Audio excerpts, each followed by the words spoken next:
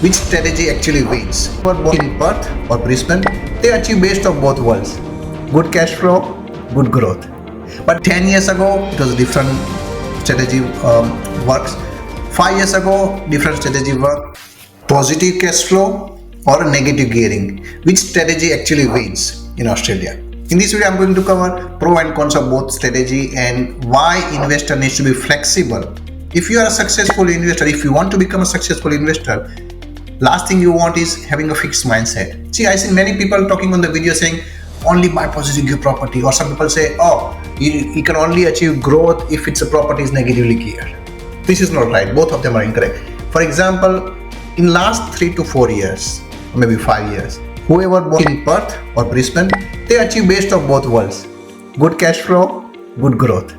But before 10-15 years, in between 2010 to 2020, whoever bought in Perth and Brisbane, they have hardly any growth achieved. But those who bought it in Sydney, they got really good growth between 2010 and 2020, right? So what I'm trying to say is, there is no fixed thing that positive gearing always wins. There is no fixed thing saying only high growth area should be targeted by the investor. Positive gearing simply means if you're getting more money from the rent than what you're actually paying on the loan repayment and insurance and agents and everything else, you got money left in your pocket, that's a positive gear. Other way around, if you have to come up with your own money to cover the cost, that's a negatively geared property. Now, positive gear is suitable like when you want to retire, when you want to enjoy your cash flow on the rental income. That's when the positive gearing helps you. If you want to stay in the game, cash flow helps you stay in the game.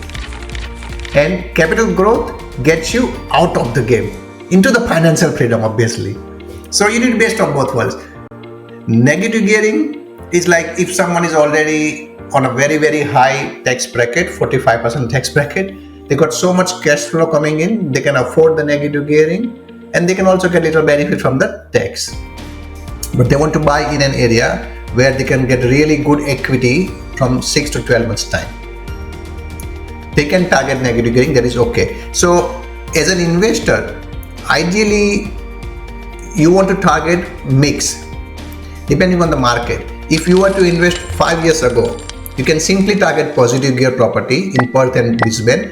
You can achieve both cash flow as well as growth. But if you are in the market right now, and if you only focus on positive gear, very, very tough that the same property will grow at the same rate in next 2 to 5 years. So you want to find an area that even though it's a slightly negative or slightly neutral gearing, but you can see the growth potential is so big, then it is still good for you. So if you want to build a portfolio, you can have couple of property as a positive gear. Even townhouse is okay, as long as you're getting good cash flow in there. And couple of properties, if you want to build a property portfolio, you can have a negative gear.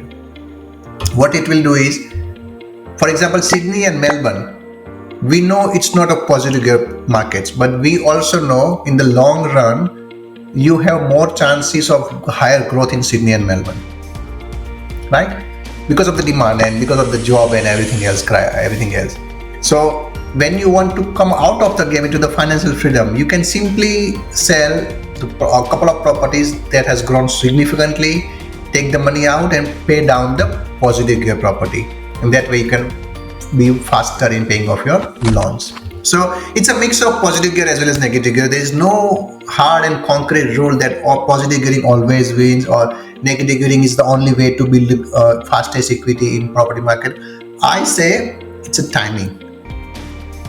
10 years ago, it was a different strategy works.